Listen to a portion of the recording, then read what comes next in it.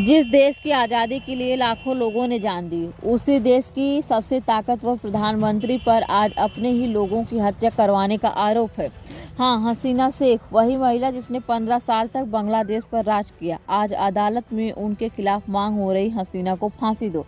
लेकिन क्या वो सच में इतने बड़े अपराध की दोषी हैं? क्या ये बांग्लादेश की राजनीति का सबसे खतरनाक गेम है? यह कहानी सिर्फ एक नेता की नहीं है, यह कहानी पूरे बांग्लादेश की टूटने की है।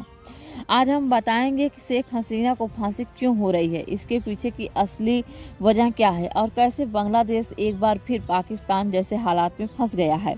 1971 में पाकिस्तान ने पूर्वी पाकिस्तान यानी कि जिसे आज हम बांग्लादेश के नाम से जानते हैं पर अत्याचार किया, भाषा रोकी, अधिकार छीने, और दबाए और अंत में एक गृह युद्ध हुआ।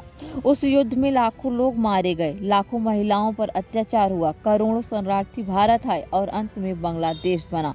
यानी यह देश अन्याय और दमन के खिलाफ बना था, लेकिन आज बांग्लादेश फिर उसी रास्ते पर खड़ा है। शेख हसीना बांग्लादेश के संस्थापक शेख मुजीबुर रहमान की बेटी हैं।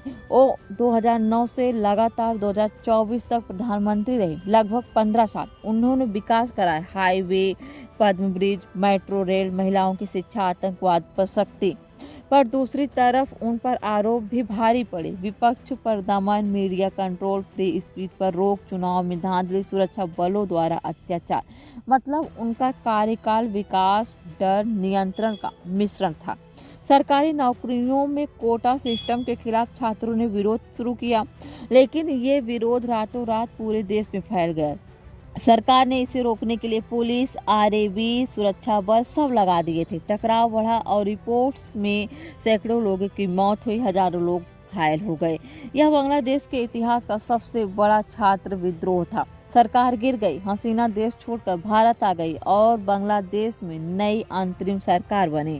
शेख हसीना पर आरोप क्या हैं? उन पर इन आरोपों में ट्रायल चल रहा है। पहला है मर्डर। आरोप है कि पुलिस की फायरिंग उनके आदेश या फिर अनुमति से हुई थी। दूसरा है यातना।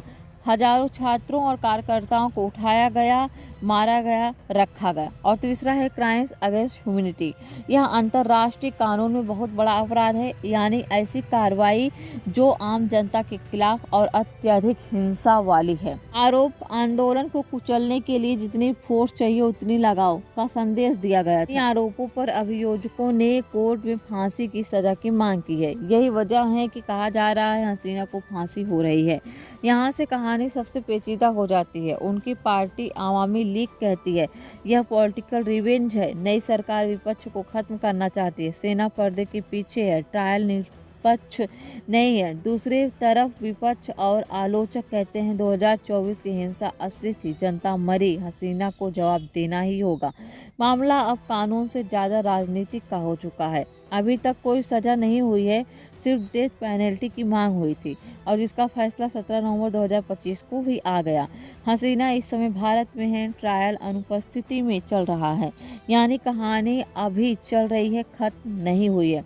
1971 में बांग्लादेश अन्याय के खिलाफ बना था और 2025 में वही देश फिर से एक बड़े राजनीतिक तूफान में फंस गया है। शेख हसीना दोषी है या राजनीतिक की शिकार, इसका फैसला इतिहास करेगा, लेकिन आज बांग्लादेश का भविष्य दांव पर है। तो आप लोग क्या सोचते हैं, क्या यह न्याय है या राजनीतिक बदला? कमेंट में जरूर बताइएगा। ये वीडियो अच्छी लगी तो लाइक करिए, चैनल को सब्सक्राइब कर लीजिए।